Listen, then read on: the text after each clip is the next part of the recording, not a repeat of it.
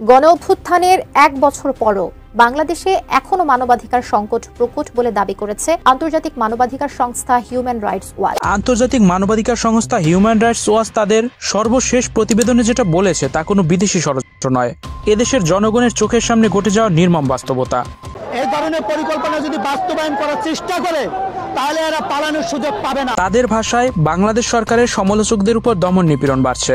সাংবাদিক, মানবাধিকার কর্মী, এমনকি সাধারণ নাগরিক আজ নিরাপদ নয়। গত কয়েক মাসে আওয়ামী লীগের বিভিন্ন বিরোধী রাজনৈতিক দলের হাজার হাজার নেতাকর্মীকে গ্রেপ্তার করা হয়েছে। তাদের অনেকেই এখনো অজ্ঞাত স্থান বা তথাকথিত র্যাব বা ডিবির হেফাজতে ভয়াবহ শিকার। একটা রাষ্ট্র এভাবে চলে না, একটা রাষ্ট্রের পলিটিক্স এটা হয় না। স্টুডিও 4D আপনাদের জন্য নিয়ে এসেছে শীতাতাপ নিয়ন্ত্রিত স্টুডিও সুবিধা, আছে অত্যাধুনিক মেকআপ রুম। বিস্তারিত জানতে এখনই কল করুন 01974860664। হাউসটি দেখতে চলে আসুন আমাদের ঠিকানায়, সেক্ষেত্রে রোড নাম্বার 9, বাড়ি 24। হিউম্যান রাইটস ওয়াচের উদ্যোগে শুধু গ্রেপ্তার আর গুম নিয়ে নয়, নির্বাচনে পূর্ব প্রস্তুত ভোটার দমন নীতি এবং বিচার বিভাগের উপর সরকারের প্রভাব নিয়ে তারা প্রশ্ন তুলেছে। এমনকি বলা হয়েছে বাংলাদেশের আইনের শাসন এখন কাগজে কলমে সীমাবদ্ধ। এ বিষয়ে কি বলছে বিশ্লেষকরা? বিস্তারিত জানতে সম্পূর্ণ ভিডিওটি দেখতে থাকুন। বাংলাদেশের মানবাধিকার পরিস্থিতি, আইন শৃঙ্খলা পরিস্থিতি, সেই ব্যাপারে হিউম্যান রাইটস ওয়াচ তারা একটি বার্ষিক প্রতিবেদনে বলেছে ভয়ঙ্কর সব কথা। সেটা নিয়ে বাংলাদেশের গণমাধ্যম যে শিরোনাম করেছে, একটু সফট শিরোনাম করার চেষ্টা করেছে।